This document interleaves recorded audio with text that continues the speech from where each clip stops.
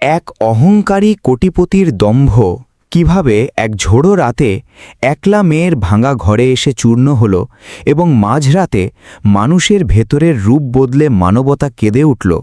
বন্ধুরা, পুরো সত্যি গল্প জানার জন্য ভিডিওটি শেষ পর্যন্ত দেখুন এবং এই ভিডিওটিকে একটি লাইক করুন আর আমাদের চ্যানেলটিকে সাবস্ক্রাইব অবশ্যই করুন। আকাশের বুক চিরে সেই রাতে যেন কোনো এক নীরব হাহাকার পৃথিবীর বুকে আছড়ে পড়ছিল। চারদিক নিচ্ছিদ্র কালো, বাতাসের শোঁশো গর্জন আর মেঘের বিকট ডাক প্রতি পলকে বুকের কাঁপন বাড়িয়ে তুলছিল।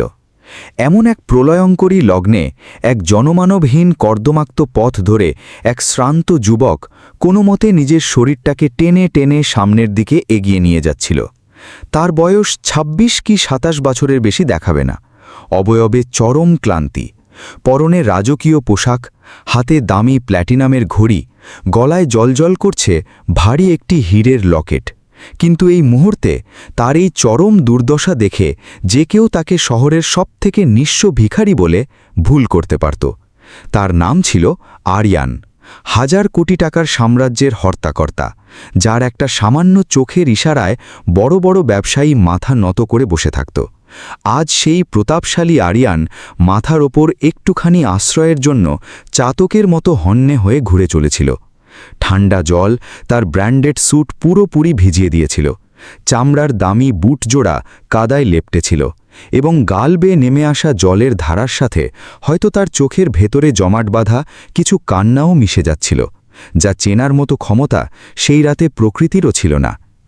আরিয়ান বারবার তার চার্জহীন মৃত ফোনের স্ক্রিনটার দিকে তাকাচ্ছিল এবং তারপর শূন্য আকাশের দিকে চোখ তুলে যেন কোনো এক অদৃশ্য শক্তিকে প্রশ্ন করছিল, কেন এমন হলো? কিন্তু কোনো জবাব এলো না। শুধু অবিরাম বৃষ্টির একটানা শব্দ কান পাতলে শোনা যাচ্ছিল। মাত্র কয়েক প্রহর আগেও তো জীবনের সব কিছু তার হাতের মুঠোয় ছিল। সে তার বৃত্তের কিছু প্রভাবশালী মানুষের সাথে এক বিলাসবহুল ৫ তারা হোটেলের উৎসব শেষে ফিরছিল। সামনে পেছনে বডিগার্ডের গাড়ি, ঝলমলে আলো আর ক্ষমতার দম্ভ। কিন্তু হঠাৎ একটা অন্ধ মোড়ে এসে তার দ্রুতগামী স্পোর্টস কারটি নিয়ন্ত্রণ হারিয়ে উল্টে গেল। চালক মাথায় আঘাত পেয়ে সংজ্ঞাহীন হয়ে পড়ল। পেছনের বাকি গাড়িগুলো ভুল রাস্তায় অনেক দূর এগিয়ে গিয়েছিল এবং আরিয়ান একা সেই নির্জন ভয়ঙ্কর মহাসড়কে আটকা পড়ে গেল। প্রথম দিকে সে উদ্ধার পাওয়ার জন্য বহুবার যোগাযোগের চেষ্টা চালিয়েছিল, কিন্তু ফোনের কোনো সিগন্যাল কাজ করছিল না। ধীরে ধীরে রাতের প্রহর আরও গভীর হতে শুরু করল এবং জলের ধারা আরও তীব্র রূপ নিল। এখন নিয়তির পরিহাস এমন জায়গায় এসে ঠেকল যে কোটি টাকার মালিক সামান্য একটুকরো শুকনো জায়গার জন্য দিশেহারা হয়ে চারদিকে চক্কর কাটছিল। ঠিক তখনই তার চোখ পড়ল কিছুটা দূরে টিমটিম করে জ্বলতে থাকা একটা ভাঙা কুটিরের ওপর। খড় আর বাঁশের তৈরি ঘর, ওপরে খোলার চাল, যার ওপর আছাড়ে পড়া জলবিন্দুর দল তীব্র শব্দ তুলছিল এবং ঘরের ভেতর থেকে এক ক্ষীণ মোমের আলো ঠিকরে বেরোচ্ছিল। আরিয়ানের অবশ হয়ে আসা পা দুটো যেন নিজের অজান্তেই সেই ঘরের দিকে ছুটে চলল। সে দরজার গোড়ায় এসে দাঁড়াল। কিছু মুহূর্ত দ্বিধাদ্বন্দ্বের মধ্যে কাটল, যেন তার ভেতরের সুপ্ত অহংকার তাকে এক মুহূর্তের জন্য পিছু টেনে ঝরছিল। কিন্তু হিমেল বাতাসের এক তীব্র ঝাপটা তাকে তার বর্তমান অসহায় অবস্থার কথা মনে করিয়ে দিল। সে অবশ হাত দিয়ে কাঠের নড়বড়ে কপাটে মৃদু টোকা দিল। ভেতর থেকে এক অতি সূক্ষ্ম অথচ ভীষণ সজাগ কণ্ঠস্বর ভেসে এলো, কে এত রাতে দরজায়? আরিয়ান কাঁপতি গলায় কোনোমতে বলল, আমি আমার পথ হারিয়ে ফেলেছি, একটু আশ্রয় দিন। কিছু সময় চারিদিক একদম নিস্তব্ধ হয়ে রইল। তারপর কপাটখানা ধীরে ধীরে খুলে গেল এবং চৌকাঠে যাকে দাঁড়িয়ে থাকতে দেখল তাকে দেখে আরিয়ান এক লহমার জন্যে নিজের সমস্ত কষ্ট আর দম্ভ ভুলে স্থির হয়ে গেল। সামনে প্রদীপ হাতে দাঁড়িয়েছিল এক তরুণী, বয়স বড়জোর ২৪ বা ২৫ বছর হবে। গায়ে একটা মলিন সুতির শাড়ি জড়ানো, চুলগুলো অবিন্যস্তভাবে পিঠের উপর ছড়ানো এবং মুখে দিন যাপনের ক্লান্তি থাকা সত্ত্বেও এক মায়াবী দীপ্তি আর চোখে তীব্র আত্মরক্ষা ও সতর্কতার ছাপ স্পষ্ট ছিল। তবে সেই কঠোরতার পেছনে এক গভীর মমত্ববোধও লুকিয়েছিল।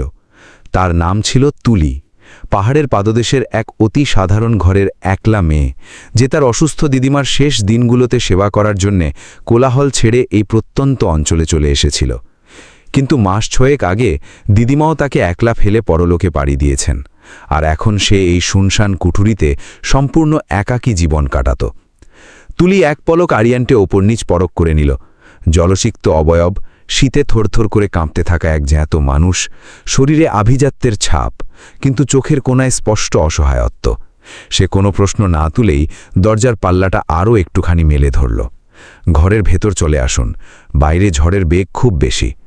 এই সহজ আমন্ত্রণ শুনে আরিয়ান কিছুক্ষণের জন্য বাক রুদ্ধ হয়ে দাঁড়িয়ে রইল। সে তার জীবনে কখনো আশাই করেনি যে কোনো অচেনা মানুষ তাকে কোনো স্বার্থ ছাড়া এভাবে নিজের অন্দরমহলে আশ্রয় দিতে পারে। সে ধীর পায়ে ঘরের ভেতর পা রাখল। ঘরটা আকারে বড্ড ছোট ছিল। এক কোণে মাটির উনুন, অন্য পাশে একটা জীর্ণ কাঠের চৌকি এবং দেওয়ালে কিছু চুনকাম খসে পড়া পুরনো আলোকচিত্র। প্রতিটি আসবাবে চরম দারিদ্র্য আর সরলতার ছাপ স্পষ্ট ভেসে উঠছিল, কিন্তু সেই জীর্ণ ভরের আবহাওয়ায় এক অদ্ভুত ধরনের মানসিক ও ওম জড়ানো উষ্ণতা ছিল, যা আরিয়ান তার শহরের আলিশান প্রাসাদে কোনো দিন খুঁজে পায়নি। তুলি তখনই একটা শুকনো গামছা দেওয়াল থেকে পেড়ে তার দিকে বাড়িয়ে দিয়ে আলতো করে বলল, এটা দিয়ে নিজের মাথাটা ভালো করে মুছে নিন, নইলে জ্বরে পড়ে যাবেন। আরিয়ান গামছাটা হাতে নিল, কিন্তু তার চোখ তখনও তুলির শান্ত মুখের ওপর নিবদ্ধ ছিল। সে বোধহয় তার জীবনে প্রথমবার কোনো অতি সাধারণ মানুষের অবয়বের মধ্যে এতখানি সত্যতার দর্শন পেয়েছিল। সে কৌতূহল সামলাতে না পেরে জিজ্ঞেস করল, তুমি এই জনমানবহীন জায়গায় একা থাকো? তুলি মৃদু হেসে ছোট করে জবাব দিল, হ্যাঁ, তবে এই পাড়ার খেটে খাওয়া মানুষগুলো এত ভালো যে তারা কখনো একাকিত্বের আজ গায়ে লাগতে দেয় না। আরিয়ান তার এই কথাটি শুনল এবং এক মুহূর্তের জন্য তার বুকের গভীর কোথাও যেন একটা তীব্র মোচড় দিয়ে উঠল। এতগুলো বছর ধরে তার চারপাশে হাজার হাজার চাটুকার মানুষের ভিড় লেগে থাকত। কত ম্যানেজার, কত অনুগত কর্মচারী, কত বন্ধু, কত বাণিজ্যিক অংশীদার, কিন্তু একাকিত্বের সেই চাদরটা তাও কোনোদিন তার পিছু ছাড়ত না। আর এই মেয়েটি সত্যি এই দুনিয়ায় একা ছিল, তবুও তার দুই চোখে কোনো না পাওয়ার ক্ষোভ বা ভাগ্যের প্রতি অভিযোগের একটা সামান্য চিহ্নও ছিল না। তুলি উনুনের ওপর মাটির পাত্রে জল চাপালো এবং মৃদু স্বরে বলল, চা ফুটিয়ে দিচ্ছি, শরীরের ভেতরের কাঁপনটা একটু কমবে। আরিয়ান ভদ্রতা খাতিরে বারণ করতে চাইল, কিন্তু তুলি তার কথা মাঝপথেই থামিয়ে দিয়ে বলল, ঘরের অতিথিকে শূন্য হাতে ফিরিয়ে দেওয়া আমাদের এই অঞ্চলের নীতি নয়। এই সহজ সরল কথাটি আরিয়ানের অন্তরের গভীরে গিয়ে আঘাত করল। কিছু সময় অতিক্রান্ত হবার পর তুলি তাকে মাটির ভাঁড়ে ধোঁয়া ওঠা গরম চা এনে দিল। আরিয়ান যেমনই তাতে একটা ছোট চুমুক দিল, তার মনে হলো যেন তার অবশ হয়ে যাওয়া ভেতরের সমস্ত জমাট বাঁধা বরফ গলে জল হয়ে যাচ্ছে। বাইরে ঝড়ের তাণ্ডব তখনও সমান তালে চলছিল, কিন্তু ঘরের ভেতর এক অদ্ভুত অনাবিল প্রশান্তি বিরাজ করছিল। আরিয়ান একটু ইতস্তত করে জিজ্ঞেস করল, যদি আমি আজকের এই দুর্যোগের রাতটা এখানেই কাটিয়ে দিই তবে কোনো সমস্যা হবে? তুলি এক মুহূর্তেও দ্বিধা না করে উত্তর দিল, আমার এই ঘরটা আকারে হয়তো খুব ছোট, তাতে কি, কিন্তু আমাদের মনটা তো ছোট নয়। এখানে যতটুকু জায়গা আছে তার উপর সমান অধিকার তোমারও। আরিয়ান জীবনে প্রথমবার এক বুক স্বস্তির নিঃশ্বাস ফেলল এবং সেই রাতে সেখানেই থেকে যাওয়ার চূড়ান্ত সিদ্ধান্ত নিয়ে নিল। কিন্তু সে তখনও জানত না যে এই একটা ঝড় বাদলের রাত তার গোটা জীবনের মোড় চিরতরে ঘুরিয়ে দিতে চলেছে, এবং তুলির বুকের গভীরে চাপা থাকা পুরনো ক্ষতগুলো আজ তার সামনে উন্মোচিত হতে চলেছে। বাইরে তখনও অঝরে জল ঝরছিল এবং ঘরের ভেতরে দুটি সম্পূর্ণ ভিন্ন জগতের অচেনা জীবন ধীরে ধীরে এক অদৃশ্য সুতোয় একে অপরের সাথে জড়িয়ে পড়তে লাগছিল।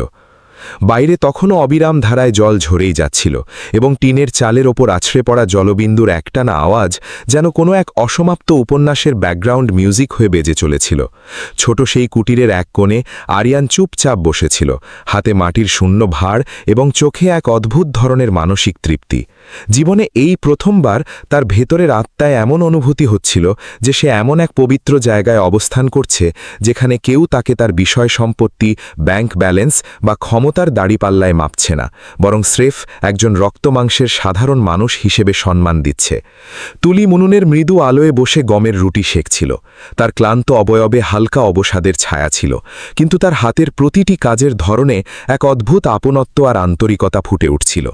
আরিয়ান বারবার অপলক দৃষ্টিতে তাকে দেখছিল এবং পরক্ষণেই নিজের চোখ নামিয়ে নিচ্ছিল, যেন সে নিজেই নিজের মনের এই পরিবর্তনটা ঠিক বুঝতে পারছিল না যে শেষ পর্যন্ত এই সম্পূর্ণ অপরিচিত সাধারণ মেয়েটির মধ্যে এমন কি জাদু আছে যা তাকে এতখানি মানসিক শান্তি উপহার দিচ্ছে?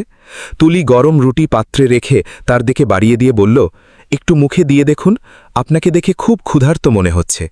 আরিয়ান প্রথমে লোক দেখানো বারণ করতে চাইল, কিন্তু তারপর আর নিজের মনকে আটকে না রেখে রুটিটা হাত বাড়িয়ে গ্রহণ করল। যেমনই সে প্রথম টুকরোটা মুখে পুরল, তার মনে হলো এটি স্রেফ কোনো অন্ন নয়, এটি আসলে কোনো এক পবিত্র হৃদয়ের পরম ভালোবাসা। এতগুলো বছরে সে পৃথিবীর বহু দামি এবং বিলাসবহুল রেস্তোরাঁয় ভোজ সেরেছে, কিন্তু এমন স্বর্গীয় স্বাদ সে তার জীবনে কোনো দিন আস্বাদন করতে পারেনি। কিছুক্ষণের জন্য ঘরের ভেতরে দুজনেই একদম নীরব হয়ে বসে রইল। স্রেফ বাইরের বৃষ্টির শব্দ আর উনুনে জ্বলতে থাকা শুকনো কাঠের চটচটানি আওয়াজ ছাড়া আর কোনো শব্দ ছিল না। আচমকা আরিয়ান নীরবতা ভেঙে জিজ্ঞেস করল, তুমি একলা মেয়ে হয়ে দরজার কপাট এত সহজে কেন খুলে দিলে? যদি আমি কোনো দাগী আসামি বা খারাপ মানুষ হতাম তবে? তুলি আলতো করে হাসল এবং শান্ত গলায় বলল, মানুষের মনের আয়না হল তার চোখ। চোখের ভাষা অনেক কিছু বলে দেয়, আর তোমার চোখের ভেতরে ভয় আর আশ্রয় খোঁজার আকুতি ছিল, কোনো মন্দ ভাব ছিল না। এই কথা শুনে আরিয়ান একেবারে নিস্তব্ধ হয়ে গেল। হয়তো এই নিষ্ঠুর পৃথিবীতে কেউ প্রথমবার তার ভেতরের আসল মানুষটাকে এত গভীরভাবে উপলব্ধি করতে পেরেছিল। কিছু সময় অতিবাহিত হওয়ার পর তুলি দেওয়ালের এক কোণে টাঙানো একটা পুরনো ছবির সামনে গিয়ে স্তব্ধ হয়ে দাঁড়িয়ে রইল। ছবিতে এক সাদা চুল দাড়ির বৃদ্ধ মানুষ হাসি মুখে দাঁড়িয়েছিলেন। অতি সাধারণ পোশাক, কিন্তু মুখে এক স্বর্গীয় স্নেহ আর মমতা পরিষ্কার ফুটে উঠছিল। আরিয়ান কৌতূহলী হয়ে জিজ্ঞেস করল, উনি কে ছিলেন? তুলির চোখ দুটো এক পলকে জলে ভরে এলো, কিন্তু সে নিজেকে শক্ত করে সামলে নিয়ে নিচু স্বরে বলল, আমার পরম পূজনীয় দিদিমা ছিলেন। এই নিষ্ঠুর পৃথিবীতে স্রেফ তিনিই একজন একমাত্র আপন মানুষ ছিলেন আমার। আরিয়ান ধীরে ধীরে গলা নামিয়ে জিজ্ঞেস করল, এখন উনি কোথায় আছেন? তুলি একটা দীর্ঘশ্বাস বুক চিরে ছেড়ে দিয়ে বলল, এখন আর এই নশ্বর পৃথিবীতে উনি বেঁচে নেই। আজ থেকে 6 মাস আগে আমাদের একলা ফেলে চলে গেছেন। সেই অভিশপ্ত দিনের পর থেকে এই ফাঁকা ঘর, এই মাটির উনুন আর এই কঠিন জীবন একাই যুদ্ধ করে সামলাচ্ছি। তার প্রতিটি শব্দে এক বুক কষ্ট লুকিয়েছিল, কিন্তু কণ্ঠস্বরে এক অদ্ভুত মানসিক দৃঢ়তাও ছিল। আরিয়ানের বুকের ভেতরে এক অজানা যন্ত্রণা মোচড় দিয়ে উঠল। সে জীবনে এই প্রথমবার বাস্তবে উপলব্ধি করল যে মানুষের জীবন স্রেফ কাড়ি কাড়ি টাকা দিয়ে মসৃণভাবে চলে না। কিছু মানসিক ক্ষত এমন গভীর হয় যা কোনো ধন সম্পদ দিয়ে কখনো ভরানো যায় না। সে লজ্জিত হয়ে ধীরে ধীরে বলল, আমাকে ক্ষমা করো, আমার এভাবে পুরনো কথা জিজ্ঞেস করা মোটেও উচিত হয়নি। তুলি আলতো করে মাথা নাড়ল এবং মৃদু স্বরে বলল, এতে কোনো অপরাধ নেই। মনের কষ্ট অন্যের সাথে ভাগ করে নিলে বুকের বোঝা অনেকটাই হালকা হয়ে যায়। এই সহজ সত্য কথাটি শুনে আরিয়ানের ভেতরের দীর্ঘদিনের জমে থাকা পাথরটা যেন হঠাৎ করেই ভেঙে চুরমার হয়ে গেল। তার নিজেরও মনে হল যেন সেও নিজের ভেতরের বিশাল এক শূন্যতা আর হাহাকার বহু বছর ধরে একা একা চেপে বসে আছে। আচমকা সে বলে উঠল, আমার এই জীবনে সব কিছুই আছে, অঢেল টাকা, প্রতিপত্তি, নামডাক, কিন্তু তবুও ভেতরটা কেমন যেন সব সময় ফাঁকা আর শূন্য লাগে। তুলি তার চোখের দিকে সোজাসুজি তাকালো এবং শান্ত গলায় বলল, মনের এই শূন্যতা কখনো কাগজের টাকা দিয়ে কোনোদিন পূরণ করা যায় না। তা চিরতরে পূরণ করার জন্য এক ফোঁটা খাঁটি আপনত্ব আর ভালোবাসার প্রয়োজন হয়। এই অমোঘ বাণীটি আরিয়ানের হৃদয়ের একদম গভীরে তীরের মতো গিয়ে বিঁধল। বাইরে তখন হঠাৎ করে বিদ্যুৎ চমকে উঠল এবং মেঘের এক বিকট আওয়াজের সাথে সাথে বৃষ্টির বেগ আরও কয়েকগুণ বেড়ে গেল। কিন্তু সেই ভাঙা ছোট কুটিরের ভেতরে দুটি সম্পূর্ণ ভিন্ন মেরুর অপরিচিত হৃদয় ধীরে ধীরে একে অপরের অব্যক্ত ভাষা খুব সহজে বুঝতে শুরু করে দিয়েছিল। ঠিক সেই মুহূর্তেই আচমকা এক তীব্র দমকা বাতাসের ধাক্কা এলো এবং ঘরের প্রধান দরজাটা সশব্দে পুরোপুরি খুলে গেল। আরিয়ান তৎক্ষণাৎ উঠে দাঁড়িয়ে দরজাটা টেনে বন্ধ করতে গেল, কিন্তু যেমনই সে বাইরের অন্ধকারের দিকে নজর দিল, সে সেই নিকষ কালো অন্ধকারের মধ্যে কিছু একটা অস্বাভাবিক নড়াচড়া লক্ষ্য করল, যেন কেউ একজন ছায়ার মতো বাড়ির ঠিক বাইরে ওত পেতে দাঁড়িয়ে আছে। তার বুকের ভেতরের হৃৎস্পন্দন এক পলকে ধক করে দ্রুত হতে লাগল।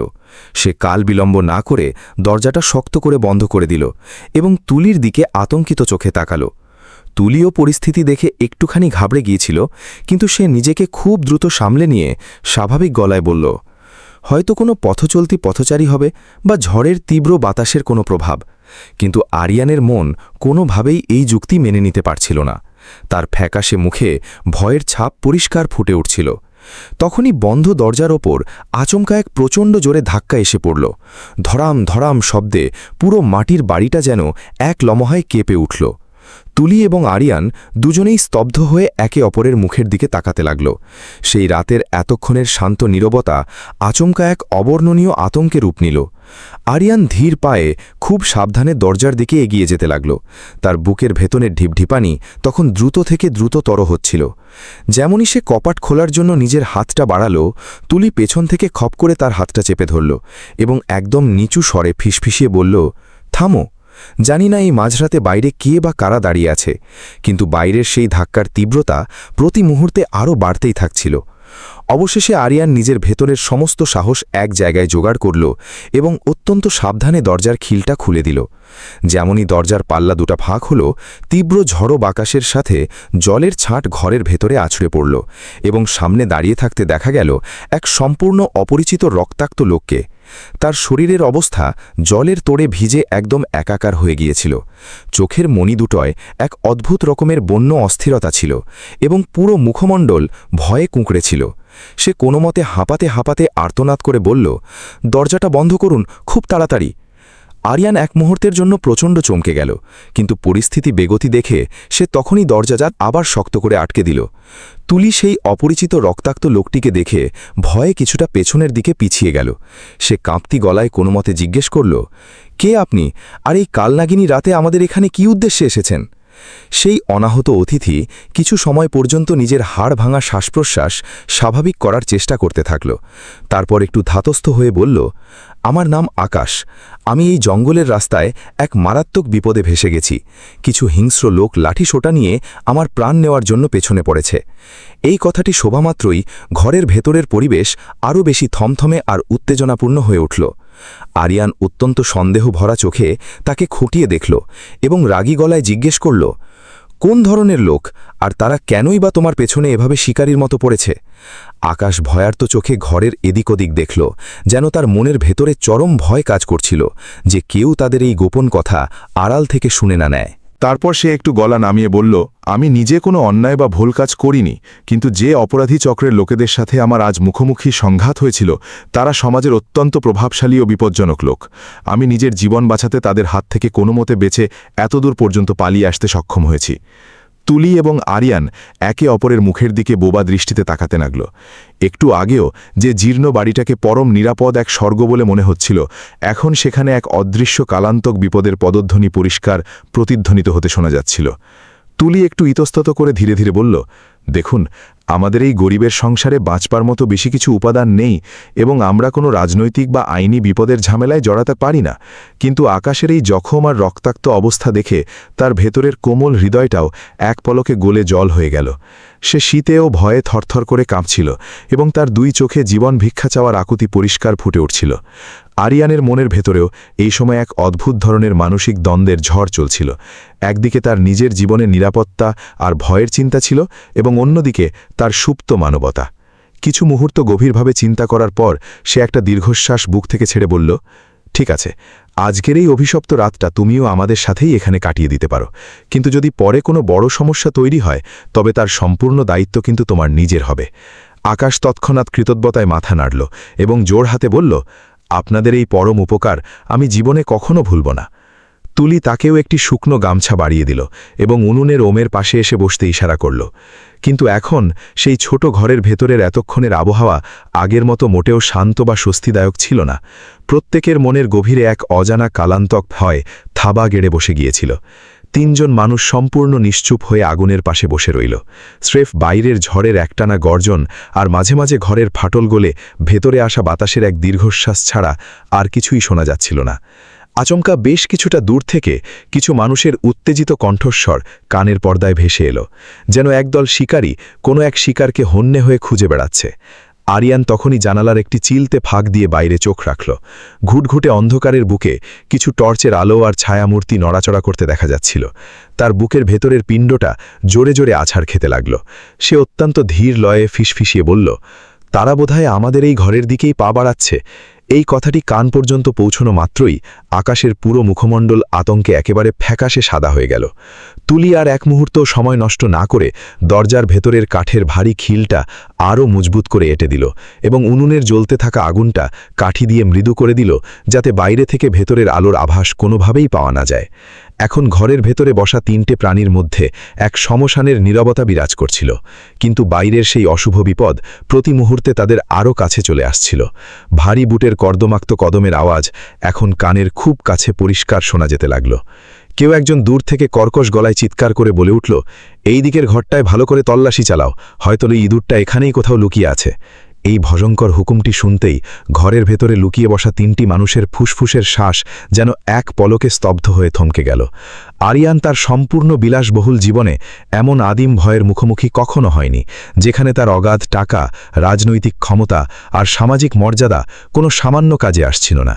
সে পাশে দাঁড়িয়ে থাকা তুলির দিকে তাকাল এবং অত্যন্ত নিচু গলায় বলল, যাই কপালে লেখা থাক না কেন, এখন আমরা এই বিপদে একসাথে লড়ব। তুলি তার চোখের দিকে তাকাল এবং আলতো করে সম্মতিসূচক মাথা নাড়ল। তার চোখের কোণায় ভয়ের লেশ ছিল, কিন্তু তার চোয়াল দুটো এক অদ্ভুত মানসিক দৃঢ়তায় শক্ত করে বন্ধ ছিল। এটি আসলে সেই লড়াকু তুলি ছিল, যে একলা হাতে তার দিদিমার মরণাপন্ন অসুস্থতার সেই যন্ত্রণাময় মাসগুলোকে একাই সামলে এসছে, যে একলা লড়াই করে এই প্রত্যন্ত অঞ্চলের ভাঙা বাড়িকে আজ অবধি বাঁচিয়ে রেখে এসেছে। ভয় হয়তো তাকে স্পর্শ করতে জানত, কিন্তু ভয় তার ভেতরের আত্মিক শক্তির চেয়ে বেশি শক্তিশালী কোনোদিন হতে পারেনি। তখনই আচমকা কুটিরের চিক বাইরে সেই বুটের কদমের আওয়াজ এক জায়গায় এসে থেমে গেল এবং দরজার তলার ফাঁক গলে কারোর এক বিশাল কালো ছায়া ঘরের মেঝেতে এসে পড়ল। সেই রাতের সমস্ত নীরবতা এখন এক প্রলয়ঙ্করী ঝড় হতে চলেছিল।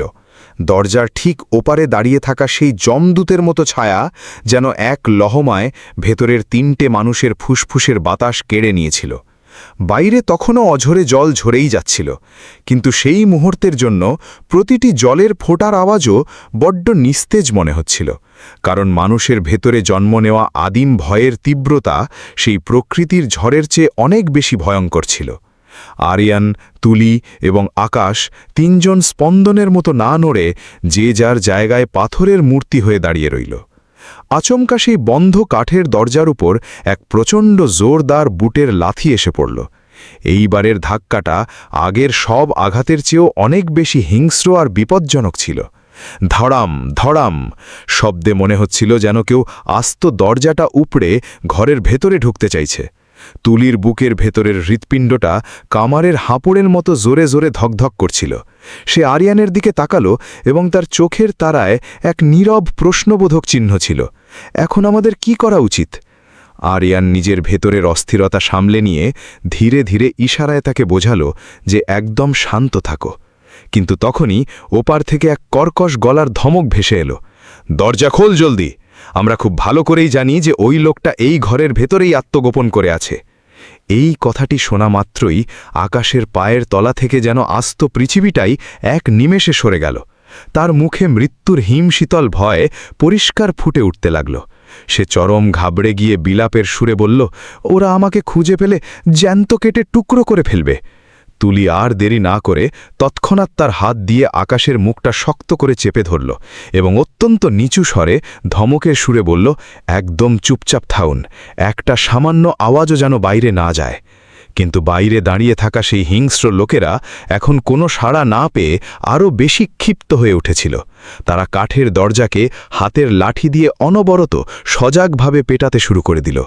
প্রতিটি সেই পৈশাচিক আঘাতের তীব্রতায় মাটির জীর্ণ দেওয়ালগুলো পর্যন্ত ঝুরঝুর করে কাঁপতে লাগল। আরিয়ানের মাথায় তখন তীরের বেগে হাজারটা চিন্তাভাবনা দৌড়াদৌড়ি করছিল। সে তার জীবনের প্রতিটি ছোট বড় সমস্যাকে স্রেফ চেকের পাতায় টাকার অঙ্ক লিখে সমাধান করে এসেছে, কিন্তু আজ তার সেই অহংকারের টাকা কোনো কাজে আসছিল না, না কোনো বাহুবল। স্রেফ নিজের ভেতরের মানসিক সাহসটুকুই ছিল তার একমাত্র শেষ আশ্রয়। সে ধীর পায়ে তুলির কাছে গিয়ে ফিসফিসিয়ে জিজ্ঞেস করল, এই ঘরের পেছনে পালানোর কোনো গোপন রাস্তা আছে কি? তুলি আলতো করে মাথা নাড়ল এবং নিচু স্বরে বলল, পেছনের দেওয়ালের সাথে এক ছোট দরজা আছে যা পেছনের ভুট্টা ক্ষেতের দিকে গিয়ে খোলে, কিন্তু সেই পথে এখন ঘুটঘুটে অন্ধকার আর হাঁটু সমান কাদা জমে আছে। আরিয়ান এক মুহূর্ত ভেবেই চূড়ান্ত সিদ্ধান্ত নিল এবং বলল, আমাদের এই ঘরের ভেতরেই কোথাও লুকিয়ে থাকতে হবে। এই ঝড়ের মধ্যে বাইরে বেরোনো মানে শত্রুর মুখে নিজেদের সঁপে দেওয়া। ঠিক তখনই আচমকা দরজার ওপর এক মারাত্মক জোরদার লাথি আছড়ে পড়ল এবং ভেতরের কাঠের খিলটা মট করে নড়ে গেল। এখন তাদের হাতে সময় বলতে আর কয়েকটা সেকেন্ড মাত্র বাকি ছিল। আরিয়ান চটপট আকাশকে হাত ধরে টেনে ঘরের এক কোণে নিয়ে গেল, যেখানে একটা দিদিমার আমলের পুরনো কাঠের মস্ত আলমারি রাখা ছিল। সে তাকে সেই ভারী আলমারির পেছনের সরু ফাঁকা জায়গায় লুকিয়ে দিল এবং কড়া গলায় বলল, যাই ঘটে যাক না কেন, মুখ থেকে যেন কোনো আওয়াজ না বেরোয়। আকাশ ভয়ে কাঁপতে কাঁপতে সম্মতিসূচক মাথা নাড়তে লাগল। তুলি অত্যন্ত দ্রুততার সাথে উনুনের ভেতরে জ্বলতে থাকা শেষ কাঠকয়লার আগুনটাও পুরোপুরি ছাই চাপা দিয়ে নিভিয়ে দিল, যাতে ঘরের ভেতরের অংশ সম্পূর্ণ অন্ধকারে নিমজ্জিত হয়ে যায়। এখন পুরো ঘরের ভেতরটা প্রায় এক নিকষ কালো অন্ধকারে ডুবে গিয়েছিল। তখনই বাইরে থেকে আরও এক মারাত্মক পৈশাচিক ধাক্কা লাগল এবং নড়বড়ে দরজাটা একপাশে পুরোপুরি ভেঙে চৌচির হয়ে গেল। সেই ভাঙা পথ গলে ৩-৪ জন যমদূতের মতো হিংস্র লোক ঘরের ভেতরে লাঠি সোটা উঁচিয়ে ঢুকে পড়ল। তাদের শক্ত হাতে লোহার রড ও লাঠি ছিল এবং চোখের মণিতে আদিম হিংস্রতা পরিষ্কার ফুটে উঠছিল। তারা চারদিকের অন্ধকারে নিজেদের টর্চের আলো ফেলে নজর ঘোরাতে লাগল এবং তাদের মধ্যে একজন উচ্চ কণ্ঠে গর্জে উঠে বলল, আমরা নিশ্চিতভাবে জানি যে ওই শিকার এই ঘরের ভেতরেই কোথাও কুঁয়ো ঠাসা হয়ে লুকিয়ে আছে। আরিয়ান এবং তুলি ঘরের অন্য এক কোণে একে অপরকে জড়িয়ে ধরে নিজেদের শ্বাস বন্ধ করে পাথর হয়ে দাঁড়িয়েছিল। তাদের মধ্যে এক জাদরেলে লোক টর্চের আলোটা সরাসরি তুলির মুখের ওপর ফেলে ঘুরে তাকিয়ে কর্কশ গলায় জিজ্ঞেস করল, এখানে একটু আগে কোনো নতুন লোক আশ্রয় নিতে এসেছিল নাকি রে মেয়ে? তুলি নিজের ভেতরের সমস্ত কাঁপন এক জায়গায় চেপে রেখে অত্যন্ত স্বাভাবিক গলায় বলল, না, এখানে আমরা ছাড়া আর কোনো নতুন মানুষ আসেনি। তার কণ্ঠস্বরে সামান্য ভয়ের ছোঁয়া থাকলেও এক অদ্ভুত লড়াকু সাহসও স্পষ্ট ছিল। সেই লোকটা অত্যন্ত সন্দেহ ভরা চোখে পুরো ঘরের কোণগুলো টর্চের আলো দিয়ে দেখতে শুরু করল। তার ভারী বুটের কদম ধীরে ধীরে ঠিক সেই পুরনো আলমারিটার দিকেই এগিয়ে যেতে লাগল, যেখানে দুর্ভাগা আকাশ মৃত্যুর প্রহর গুনছিল। আরিয়ানের বুকের ভেতরের হৃৎপিণ্ডটা তখন কামারের নেহাইয়ের মতো জোরে জোরে আছাড় হাঁচ্ছিল। এই রাত এখন স্রেফ এক দুর্যোগের রাত ছিল না, এই রাত আসলে তাদের 3টে জীবনের এক চরম অগ্নি পরীক্ষা হয়ে উঠেছিল। সেই পিশাচের মতো লোকটার কদম আলমারির দিকে প্রতি মুহূর্তে এক এক ধাপ করে এগোচ্ছিল। প্রতিটি সেই কদমের শব্দের সাথে আরিয়ানের ফুসফুসে শ্বাস যেন আরও দ্রুত থেকে দ্রুততর হতে থাকছিল। তুলির 2 হাতের মুঠি শক্ত করে বন্ধ ছিল এবং চোখ দুটো বন্ধ করে সে মনে মনে কোনো এক অদৃশ্য পরম শক্তির কাছে তাদের জীবন ভিক্ষা চাইছিল।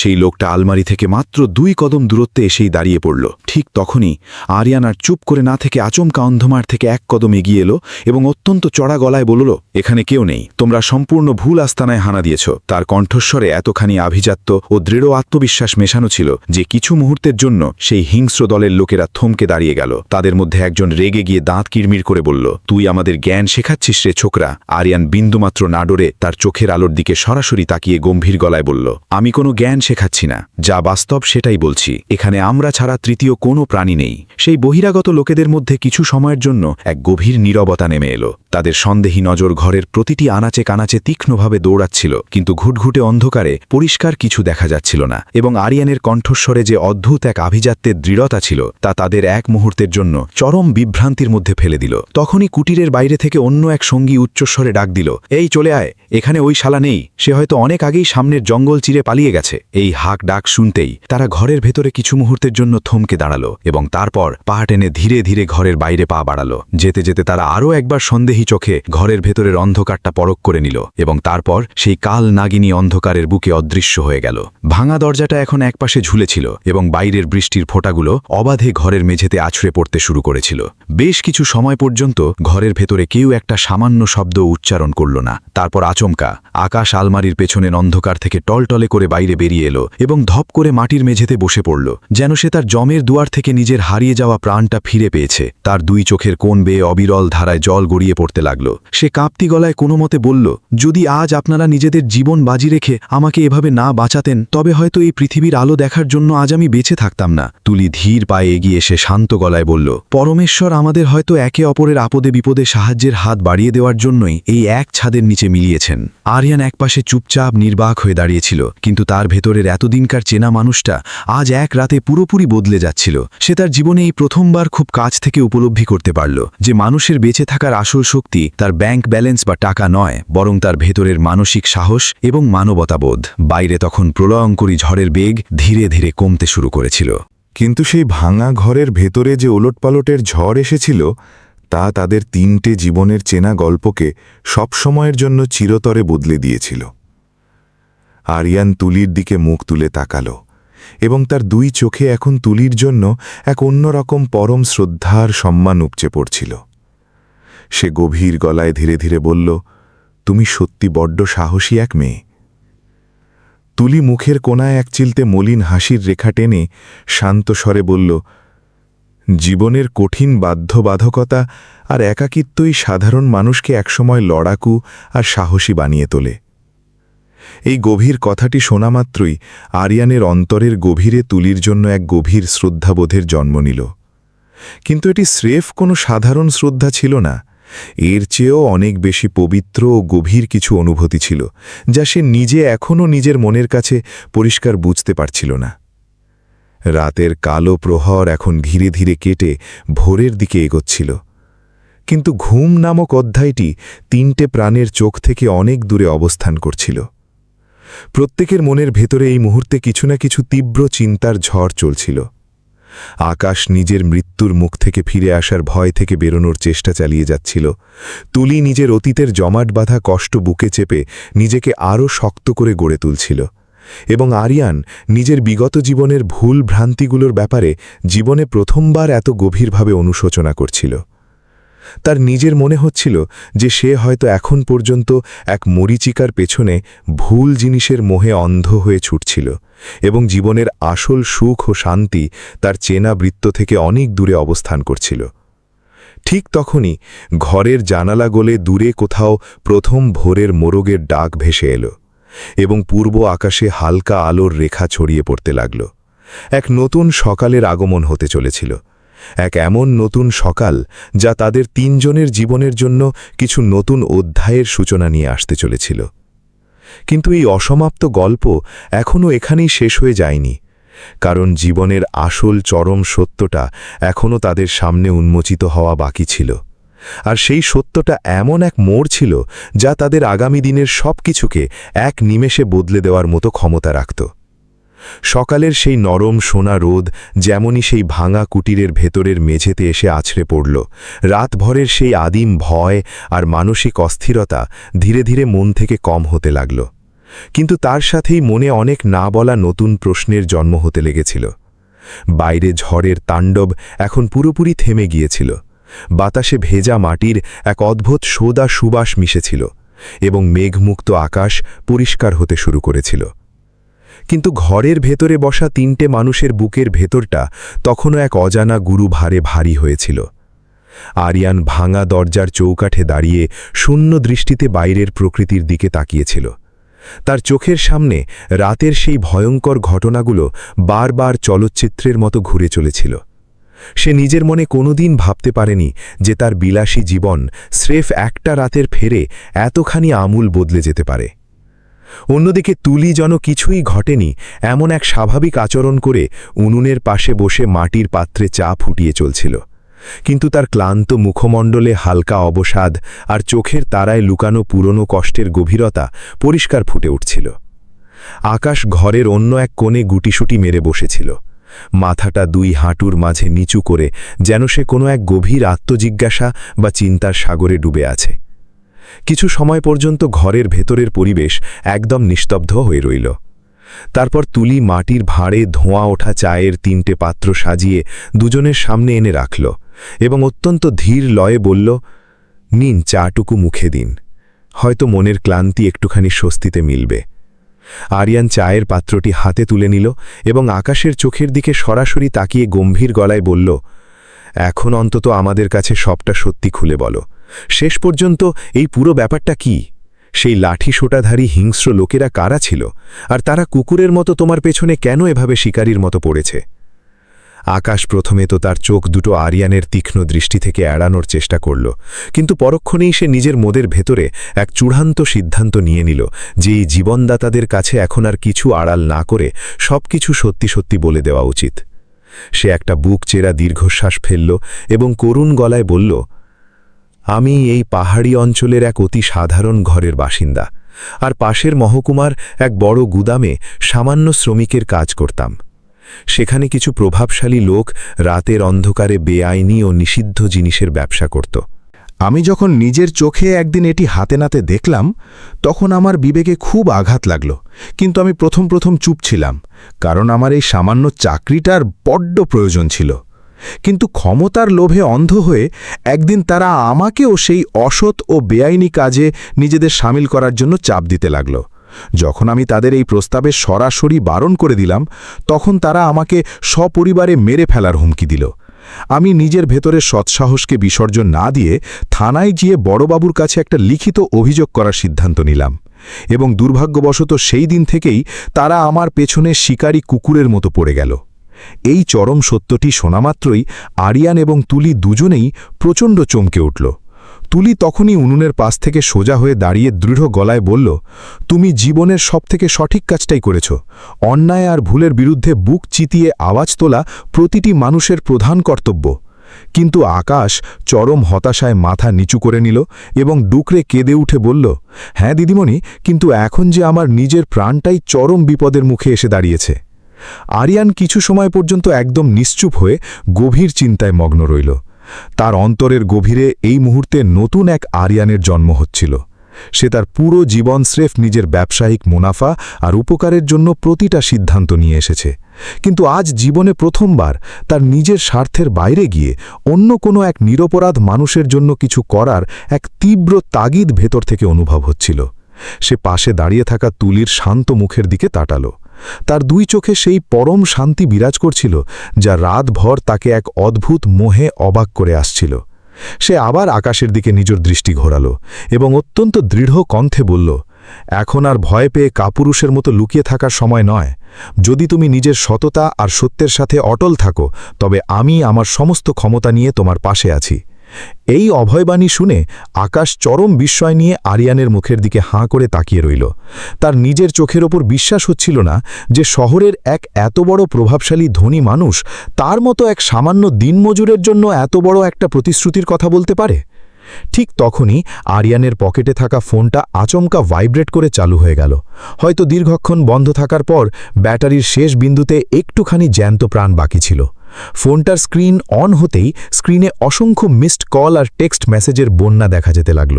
তার ব্যক্তিগত ম্যানেজার, বাণিজ্যিক বন্ধু এবং পরিবারের সমস্ত হিতৈষীরা রাত থেকে তাকে হন্যে হয়ে খুঁজছিল। আরিয়ান ফোনটার স্ক্রিনের দিকে কিছু সময় পর্যন্ত স্থির দৃষ্টিতে তাকিয়ে রইল এবং তারপর আচমকা পাওয়ার বটমটা চেপে তা আবার চিরতরে বন্ধ করে দিল। তুলি এই কাণ্ড দেখে অবাক হয়ে জিজ্ঞেস করল, তুমি সচল ফোনটা আবার কেন বন্ধ করে দিলে? তোমার অনুপস্থিতিতে তোমার আপন মানুষেরা বড্ড চিন্তিত হয়ে পড়বে। আরিয়ান ঠোঁটের কোণায় এক চিলতে চতুর হাসির রেখা টেনে শান্ত গলায় বলল, আমার এই ২৭ বছরের জীবনে প্রথমবার আমার নিজের মনে হচ্ছে যে আমি নিজেকে একজন প্রকৃত মানুষ হিসেবে বোঝার এক পরম সুযোগ পেয়েছি। আমি এই মুহূর্তে আর ফিরে সেই চেনা স্বার্থপর যান্ত্রিক দুনিয়াতে পা রাখতে চাই না। এই ফিলোসফিক্যাল কথা শুনে তুলি এবং আকাশ দুজনেই চরম অবাক হয়ে স্তব্ধ হয়ে গেল। ঠিক তখনই কুটিরের বাইরে দূর থেকে কিছু রাজকীয় গাড়ির হর্নের আওয়াজ ভেসে এলো। ঘরের ভেতরে থাকা ৩ জন মানুষই একসাথে ভাঙা দরজার দিকে চোখ ঘোরাল। আরিয়ান ধীর পায়ে এগিয়ে গিয়ে দরজাটা পুরোপুরি মেলল এবং বাইরে তাকিয়ে দেখল তো নীল বাতি জ্বলা পুলিশের বেশ কয়েকটা গাড়ি সেখানে এসে লাইনে দাঁড়িয়েছিল। সশস্ত্র পুলিশ কর্মীরা অত্যন্ত দ্রুততার সাথে চারদিকের এলাকায় তল্লাশি চালাচ্ছিল। এক সিনিয়র পুলিশ ইন্সপেক্টর কাদা মারিয়ে আগে এগিয়ে এলেন এবং গম্ভীর গলায় জিজ্ঞেস করলেন, এখানে কি কোনো আরিয়ান নামের প্রভাবশালী ব্যবসায়ী আছেন? আরিয়ান এক বুক স্বস্তির শ্বাস ফেলে বললেন, হ্যাঁ, আমি আরিয়ান আছি। ইন্সপেক্টর এক বুক স্বস্তির শ্বাস ফেলে বললেন, আমরা আপনাকে গত রাত থেকে পুরো জেলা জুড়ে খুঁজছি। আপনার বিলাসবহুল গাড়ির অ্যাক্সিডেন্ট হয়েছিল এবং আমরা গোপন সূত্রে খবর পেয়েছি যে আপনি এই প্রত্যন্ত অঞ্চলের কুটিরে আশ্রয় নিতে পারেন। আরিয়ান সম্মতিসূচক মাথা নাড়ল এবং তারপর আচমকা ইন্সপেক্টরের দিকে তাকিয়ে কড়া গলায় বলল, কিন্তু আমার সুরক্ষার চেয়েও এখানে আর এক অত্যন্ত জরুরি আইনি কাজ বাকি আছে। সে একপাশে দাঁড়িয়ে থাকা আকাশের দিকে নিজের আঙুল দিয়ে ইশারা করে বলল, এই সরল মানুষটি এক বড় অপরাধ চক্রের প্রধান সাক্ষী। এর এই মুহূর্তে কঠোর সুরক্ষার বড্ড প্রয়োজন আছে। ইন্সপেক্টর আকাশের রক্তাক্ত আর জখম অবয়বের দিকে তাকালেন এবং গম্ভীর হয়ে জিজ্ঞেস করলেন, এটি কি যা বলছেন সব সত্যি? আকাশ নিজের ভেতরের শেষ সাহসটুকু এক জায়গায় জোগাড় করে ইন্সপেক্টরের সামনে গুদামের সমস্ত বেআইনি কীর্তিকলাপের কথা গড়গড় করে বলে দিল।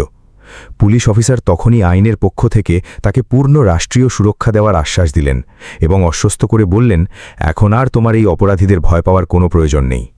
এই অভয়বাণী শুনে আকাশের দুই চোখের কোণ দিয়ে কৃতজ্ঞতার জল বাঁধ ভেঙে নেমে এলো। ঠিক তখনই আরিয়ান এমন এক চূড়ান্ত ঘোষণা করল যা উপস্থিত সবাইকে চরম চমকে দিল।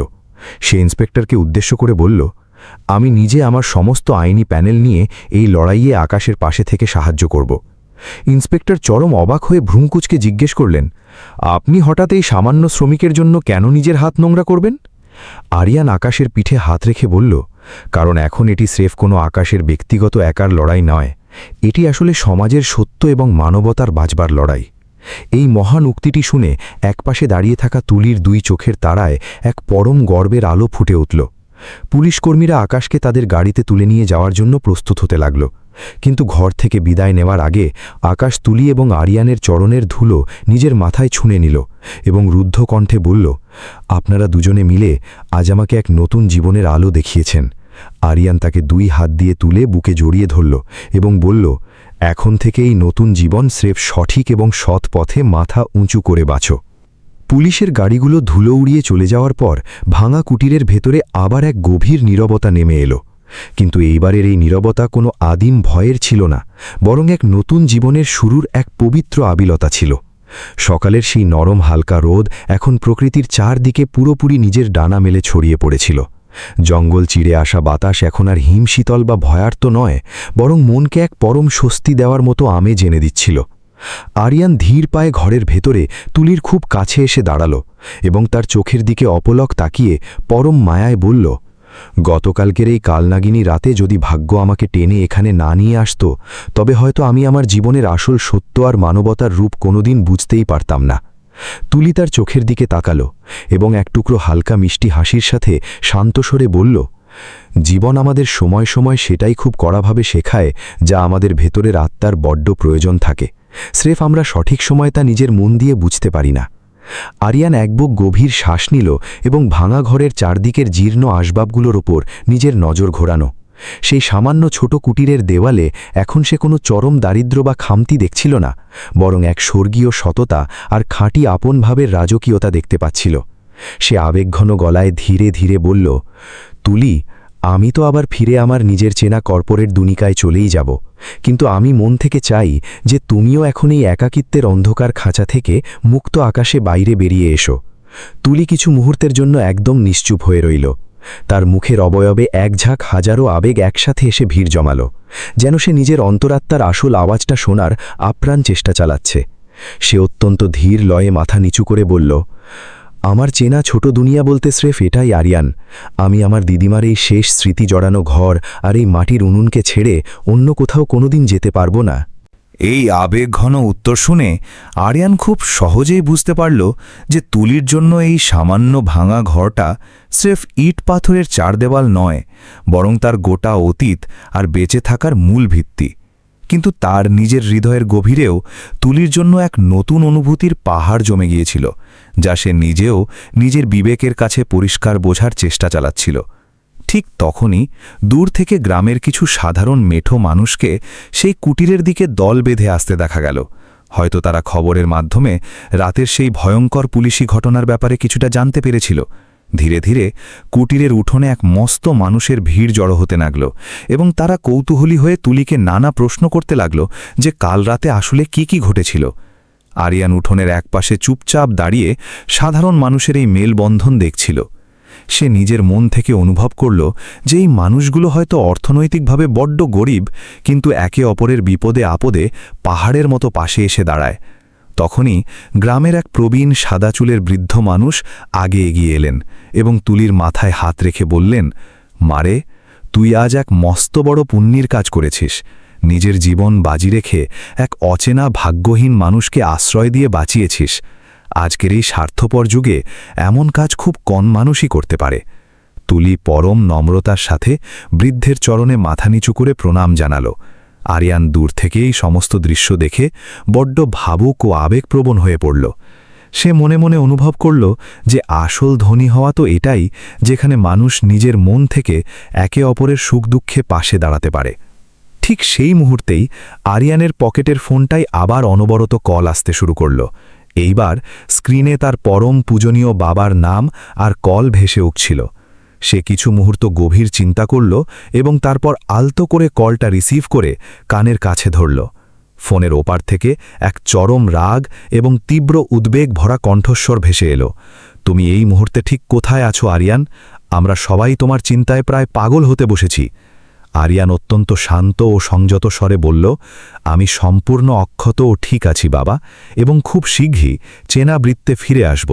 কিন্তু তার আগে এই প্রত্যন্ত অঞ্চলে আমাকে কিছু অত্যন্ত জরুরি ও পবিত্র কাজ সম্পন্ন করতে হবে। তার বাবা ওপার থেকে অবাক হয়ে জিজ্ঞেস করলেন, এমন কি জরুরি কাজ? আরিয়ান এক পলক দূরের তুলির শান্ত মুখের দিকে পরম মায়ায় তাকাল এবং বুক ফুলিয়ে বলল, একজন প্রকৃত মানুষ হওয়ার কাজ। এই অমোঘ উত্তরটি শুনে ফোনের ওপারে থাকা কঠোর বাবাও কিছু মুহূর্তের জন্য একদম বাকরুদ্ধ হয়ে চুপ হয়ে গেলেন। কলটা শেষ হওয়ার পর আরিয়ান নিজের মনের ভেতরে এক চূড়ান্ত ও অবিচল সিদ্ধান্ত নিয়েছিল। সে জড়ো হওয়া গ্রামের সমস্ত সাধারণ মানুষের সামনে এসে উচ্চ কণ্ঠে বলল, আমি আমার নিজের তহবিল থেকে এই অবহেলিত গ্রামে এক মস্ত বড় আধুনিক স্কুল এবং একটা বিনামূল্যে চিকিৎসার হাসপাতাল বানাতে চাই, যাতে এখানের প্রতিটি মানুষ আগামী দিনে আরও উন্নত ও ভালো জীবন পেতে পারে। এই অবিশ্বাস্য ঘোষণাটি শুনতেই উপস্থিত সমস্ত গ্রামীণ মানুষ চরম আনন্দে ও বিস্ময়ে আত্মহারা হয়ে গেল। তুলিও এক বুক বিস্ময় নিয়ে অপলক দৃষ্টিতে তার মুখের দিকে তাকিয়ে রইল। সে নিজের মন থেকে কিছুতেই হিসেব মেলাতে পারছিল না যে এক সামান্য রাতের ফেরে কোনো একটা কঠিন মানুষ ভেতর থেকে এতখানি কিভাবে বদলে যেতে পারে। কিন্তু মানুষের এই মানসিক বদলটা সত্যি বাস্তব ছিল, এবং যা কিছু জীবনে সত্যি ও পবিত্র হয় তা সব সময় মানুষের হৃদয়ের গভীরতম কোণ থেকেই উৎপন্ন হয়। পরের কিছুদিনের মধ্যেই আরিয়ান শহর থেকে নিজের কোম্পানির বিশ্বস্ত ইঞ্জিনিয়ার ও লোকেদের ডেকে পাঠাল এবং গ্রামে যুদ্ধকালীন তৎপরতায় কাজ শুরু করিয়ে দিল। এই পিছিয়ে পড়া গ্রামে ইতিহাসে প্রথমবার এত বড় এক মহৎ কর্মযজ্ঞের তোলপাড় শুরু হয়েছিল। গ্রামের প্রতিটি মানুষের মুখে খুশির জোয়ার ছিল, কারণ তারা তাদের আগামী প্রজন্মের জন্য এক নতুন আশার আলো খুঁজে পেয়েছিল। এমন এক আলোর আশা যা কোনো ধনী মানুষের দম্ভের টাকা দিয়ে নয়, বরং তার ভেতর থেকে পুরোপুরি বদলে যাওয়া এক পবিত্র হৃদয় থেকে জন্মেছিল। এই কাজ চলার সময় আরিয়ান প্রায় প্রতিদিন বিকেলে কাজ শেষে তুলির ভাঙা কুটিরে আসত এবং উনুনের পাশে বসে ঘণ্টার পর ঘণ্টা কথা বলত।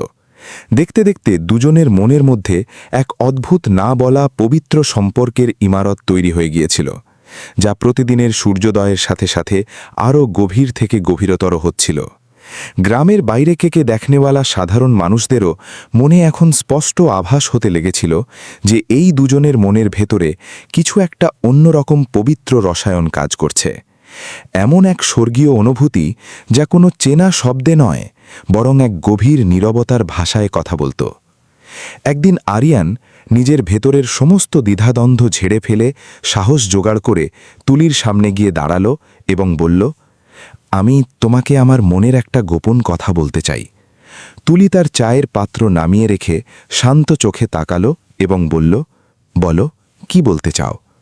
আরিয়ান অত্যন্ত ধীরে ধীরে তুলির হাত দুটো নিজের হাতের মুঠোয় নিয়ে গভীর গলায় বলল, আমি তোমাকে আমার জীবনের অর্ধাঙ্গিনী হিসাবে বিয়ে করতে চাই। এই বিয়ের প্রস্তাবটি কান পর্যন্ত পৌঁছানো মাত্রই তুলি যেন এক নিমেষে পাথরের মূর্তির মতো স্তব্ধ হয়ে জমে গেল। তার দুই চোখের কোণ বেয়ে অঝরে জল নামতে শুরু করল। সে কাঁপতি গলায় কোনো মতে বলল, এটি বাস্তব জীবনে কোনোদিন সম্ভব নয় আরিয়ান। আমি এক অতি সাধারণ ঘরের অনাথ মেয়ে, আর তুমি শহরের এত বড় রাজপ্রাসাদের মালিক। এই নিষ্ঠুর সমাজ কোনোদিন আমাদের এই অসম সম্পর্ককে খোলা মনে স্বীকার করবে না। আরিয়ান তার মুখের কথা মাঝপথেই চেপে ধরে অত্যন্ত দৃঢ় কণ্ঠে বলল, আমার এই মেকি সমাজের নিয়মের চেয়ে অনেক বেশি তোমার ভেতরের পবিত্র মনের পরোয়া আছে। আর যেখানে কথা উঠছে তোমার এতদিনের এই একাকিত্বের, তো তা তোমার ভাগ্যের বাধ্যবাধকতা ছিল মাত্র, তোমার ভেতরের কোনো দুর্বলতা বা খামতি নয়। এই পরম ভালোবাসার কথাটি শুনতেই তুলির ভেতরের দীর্ঘদিনের শক্ত দেওয়ালটা এক লহমায় ভেঙে চুরমার হয়ে গেল। তার হৃদয়ের গভীরে যে তীব্র কষ্ট বহু বছর ধরে একা একা চেপে বসেছিল, তা আজ অবিরল চোখের জলের রূপ নিয়ে গাল বেয়ে বাইরে চলে এলো। সে ফুপিয়ে উঠে বলল, কি সত্যি বলছো আরিয়ান? তোমার এই রাজকীয় জীবনে আমার এই অতি সাধারণ সততা দিয়ে কোনো তফাৎ পড়বে না তো? আরিয়ান তার দুই হাত আরও শক্ত করে জড়িয়ে ধরে পরম বিশ্বাসের সাথে বলল, বিন্দুমাত্র না। কারণ আমি নিজের চোখে তোমার ভেতরের সেই খাঁটি ও পবিত্র মানবতাকে খুব কাছ থেকে দেখেছি, আর এই পৃথিবীতে সেটাই মানুষের সবচেয়ে বড় ও শেষ সত্য পরিচয়। সেই ঐতিহাসিক দিন তুলি জীবনের প্রথমবার নিজের হৃদয়ের চারপাশে তুলে রাখা সমস্ত সুরক্ষার দেওয়াল চিরতরে নামিয়ে দিল। সে অত্যন্ত ধীর লয়ে লজ্জায় লাল হয়ে আরিয়ানের বুকে মাথা রেখে হ্যাঁ বলে দিল। গ্রামের সমস্ত সাধারণ লোকেরাও এই পবিত্র সম্পর্ককে বদ্ধ খোলা মনে ও আনন্দের সাথে মেনে নিল, কারণ তারা আরিয়ানের ভেতরের অকৃত্রিম সততা এবং তুলির পবিত্র নেক মন দুটোকেই খুব কাছ থেকে দীর্ঘ প্রহর ধরে দেখেছিল। কিছু মাস অতিক্রান্ত হওয়ার পর সেই পিছিয়ে পড়া গ্রামের বুকেই এক অতি সাদামাটা অথচ ভীষণ সুন্দর এক বিয়ের উৎসব সম্পন্ন হল।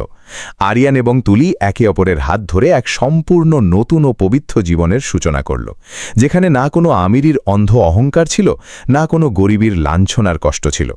সেখানে স্রেফ বেঁচে থাকার জন্য এক ফোঁটা খাঁটি মানবতা আর ভালোবাসা ছিল। ক্যালেন্ডারের পাতা উল্টে সময় আপন গতিতে কেটে গেল এবং সেই অবহেলিত গ্রাম এখন পুরোপুরি এক আদর্শ জনপদে বদলে গিয়েছিল। গ্রামের নতুন স্কুলে প্রতিদিন শত শত বাচ্চারা মনের আনন্দে পড়াশোনা করত। আধুনিক হাসপাতালে আধুনিক প্রযুক্তিতে গরিব মানুষের বিনামূল্যে চিকিৎসা হতো এবং সুফল পাওয়া প্রত্যেকেই মন থেকে আরিয়ান এবং তুলির জোড়াকে দু হাত তুলে দোয়া ও আশীর্বাদ দিত।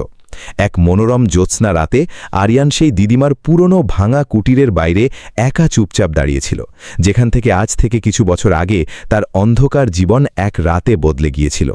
সে মুক্ত আকাশের দিকে চোখ তুলে তাকালো এবং মৃদু হাসল, যেন সে সেদিনের সেই প্রলয়ঙ্করী রাতের ঝোড়ো বৃষ্টিকে মনে মনে ধন্যবাদ জানাচ্ছিল। তুলি ধীর পায়ে পেছন থেকে তার কাছে এসে দাঁড়ালো এবং কাঁধে হাত রেখে পরম মায়ায় বলল, কি গভীর ভাবনায় ডুবে আছো এত রাতে স্বামী?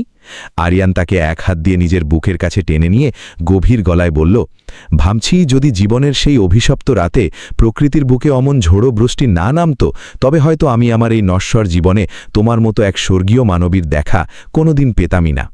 তুলি তার বুকে মাথা রেখে মিষ্টি হেসে মৃদুস্বরে বলল, কিছু কিছু পবিত্র মনের সম্পর্ক ওপরওয়ালা নিজে নিজের হাত দিয়ে স্বর্গ থেকে তৈরি করে পৃথিবীতে পাঠান। দুজনে একে অপরের হাত শক্ত করে ধরে নিল এবং দূর নীল আকাশে জ্বলতে থাকা হাজারো তারার মেলা পরম শান্তিতে অপলক দৃষ্টিতে দেখতে লাগল। সেই একটি জীবন পরিবর্তনের গল্প, যা এক চরম ঝোড়ো কালনাগিনী রাত থেকে শুরু হয়েছিল, তা আজ এক অপূর্ব সুন্দর সার্থক জীবনে বদলে গিয়েছিল, যেখানে মানুষের ভেতরে সুপ্ত মানবতা জীবনের প্রতিটি কঠিন কষ্ট আর প্রতিবন্ধকতাকে চিরতরে হারিয়ে দিয়ে এক নতুন জয় হাসিল করেছিল। এখন একটু সময়ের জন্য নিজের ব্যস্ত জীবনকে থামিয়ে নিজের বিবেকের কাছে একটা পরম সত্যি প্রশ্ন জিজ্ঞেস করুন, কি সত্যি আমরা বাস্তবে ঠিক তেমন ভালো মানুষ যেমনটা আমরা সবসময় নিজেদের মনের ভেতরে কল্পনা করি, নাকি কঠিন পরিস্থিতি বা স্বার্থের সময় সামনে এলে আমাদের ভেতরের আসল কুৎসিত চেহারাটা এক নিমেষে বদলে যায়? একবার গভীরভাবে ভাবুন সেদিনের সেই ভয়ঙ্কর ঝোড়ো রাতের কথা, যখন চারদিকের প্রকৃতি নিকষ কালো অন্ধকারে ডুবেছিল, আকাশ রাগে গড়গড় করছিল, ঘন ঘন বিদ্যুৎ চমকাচ্ছিল এবং বৃষ্টির তীব্রতা এত বেশি ছিল যে যেন পৃথিবীর বুক থেকে প্রতিটি পাপ আর কষ্টকে এক লহমায় ধুয়ে মুছে দিতে চাইছিল। সেই কাল রাত্রিতে একপাশে অসহায় হয়ে দাঁড়িয়েছিল আরিয়ান, যার কাছে হাজার কোটি টাকার সম্পত্তি, নামডাক, সামাজিক খ্যাতি আর বাহুবল সবকিছু হাতের মুঠোয় ছিল, কিন্তু কিন্তু তার ছটফটে হৃদয়ের ভেতরে এক অদ্ভুত রকমের তীব্র খালি ভাব আর এক শ্মশানের নীরবতা বিরাজ করছিল, যা তার কোনো অগাধ টাকা কোনোদিন পূরণ করতে পারেনি। আর ঠিক তার উল্টো মেরুর অন্য পাশে অবস্থান করছিল তুলি নামের এক অতি সাধারণ একলা নিঃস্ব মেয়ে, যার কাছে মাথার ওপর কোনো পাকা ছাদের আশ্রয় ছিল না, না কোনো ধন দৌলত ছিল, না কোনো সমাজে মস্ত বড় চেনা পরিচয়, কিন্তু তার কাছে ছিল এক পরম রত্ন, এক সত্য সুন্দর মানবতায় ভরা পবিত্র একটি খাঁটি হৃদয়ে। এখন আপনি নিজের মনের আয়নার সামনে দাঁড়িয়ে নিজেকে প্রশ্ন করুন, যদি আপনি নিজে কোনোভাবে সেদিনের সেই ভয়ঙ্কর দুর্যোগের রাতে ওখানে তুলির জায়গায় উপস্থিত থাকতেন, তবে নিজের সুরক্ষার কথা ভেবে ঠিক কী করতেন? আপনিও কি একলা মেয়ে হয়ে নিজের ঘরের প্রধান দরজাটা বাইরে থেকে আসা এক অপরিচিত মানুষের মুখের ওপর শক্ত করে বন্ধ করে দিতেন, এই স্বার্থপরের মতো ভেবে যে এটি আমার দায়িত্ব বা কর্তব্যের মধ্যে পড়ে না? নাকি আপনিও সেদিনের সেই লড়াকু তুলির মতো নিজের ভেতরের সমস্ত ভয় আর সংশয়কে এক ঝটকায় দূরে সরিয়ে রেখে এক অপরিচিত মুমূর্ষু মানুষের দিকে মানবতার হাত বাড়িয়ে দিতেন? কারণ এই নিষ্ঠুর পৃথিবীর পরম সত্য তো এটাই যে স্বার্থের বাইরে গিয়ে অন্য কারো নিঃস্বার্থ সাহায্য করা মোটেও অতটা সহজ কাজ হয় না, বিশেষ করে জীবনের ঠিক তখন যখন আপনার সামনে দাঁড়িয়ে থাকা মানুষটি আপনার জীবনের জন্য সম্পূর্ণ এক অচেনা অজনবী কেউ হয় এবং চারদিকের পরিস্থিতি চরম বিপজ্জনক ও প্রতিকূল আকার ধারণ করে। কিন্তু মানুষের জীবনের ঠিক সেই কঠিন সংকটময় মুহূর্তগুলোই আসলে আমাদের ভবিষ্যৎ ও চরিত্র নির্ধারণ করে দেয়, যে আমরা বাস্তবে ঠিক কেমন ধরনের ভালো বা মন্দ মানুষ।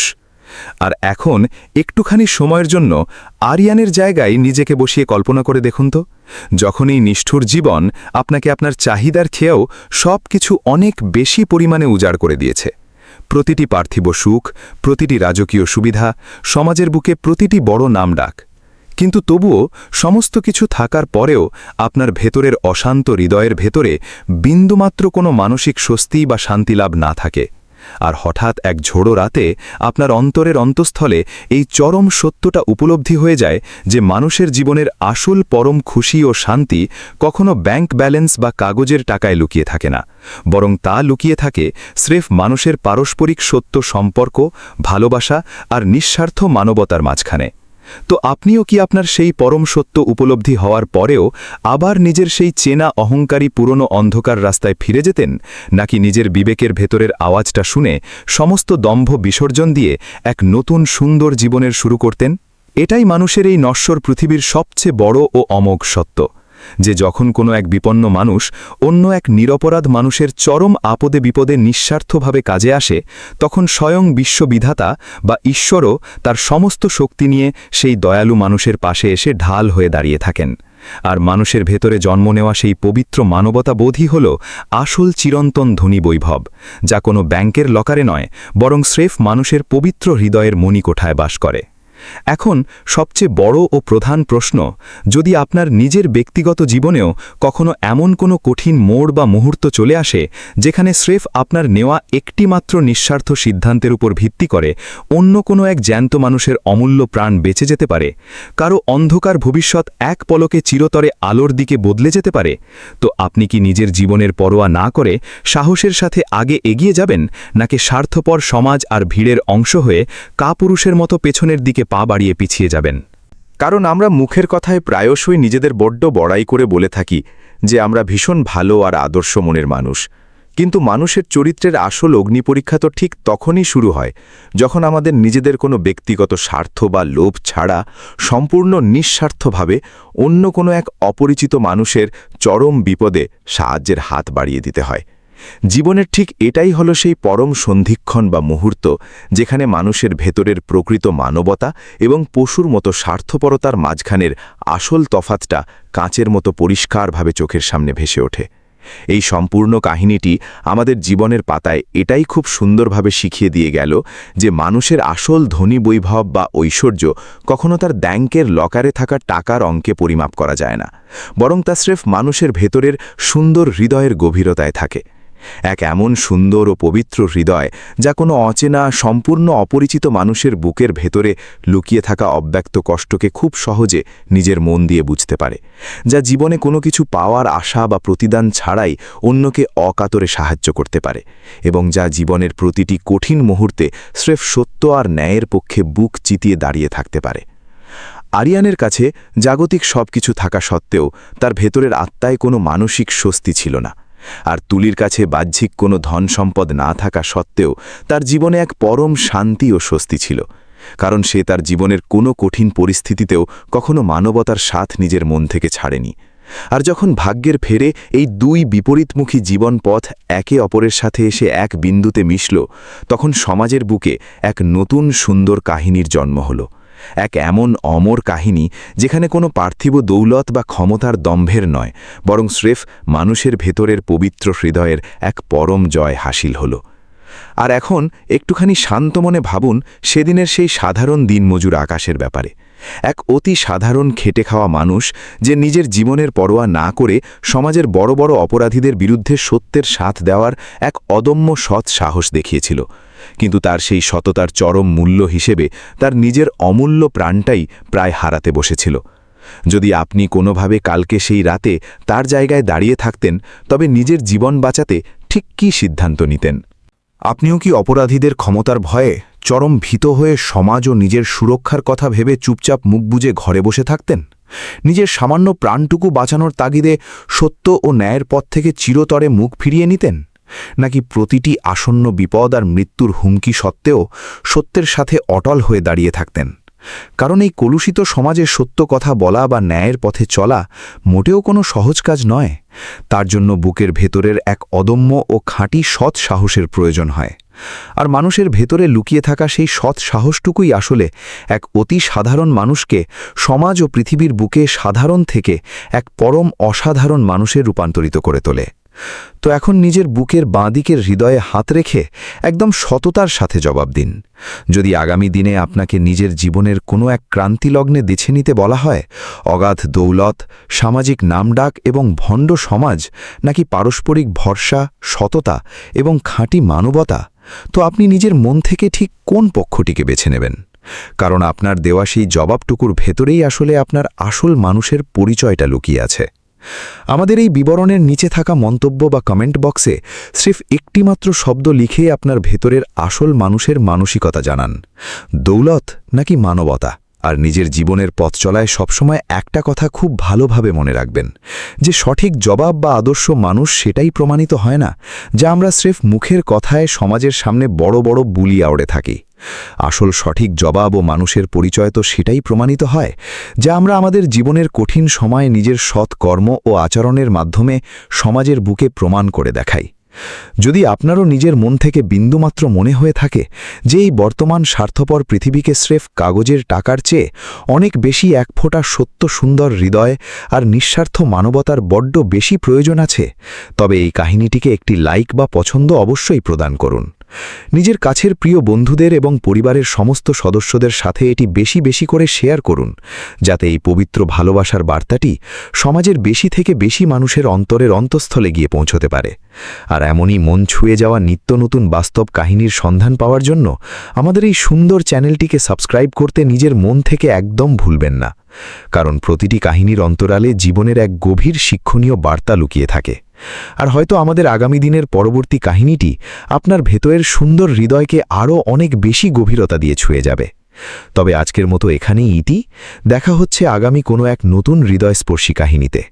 ততক্ষণ পর্যন্ত নিজের ভেতরের সৎ হৃদয়টাকে সবসময় জীবিত রাখুন, নিজের ভেতরের সুপ্ত মানবতা বোধকে সবসময় বাঁচিয়ে রাখুন, আর জীবনের প্রতিটি কঠিন মুহূর্তে সবসময় একটা কথা মনে রাখবেন, যে এই দুনিয়ার আসল হিরো বা নায়ক তো স্রেফ সেই মানুষটাই হয় যে সমাজের বুকে নিজের কোনো বড় নাম, যশ বা কৃত্রিম পরিচয় ছাড়াও অন্য কোনো এক অসহায় মানুষের অন্ধকার জীবনে পরম মায়ায় এক ফোঁটা আশার আলো হয়ে দেখা দেয়।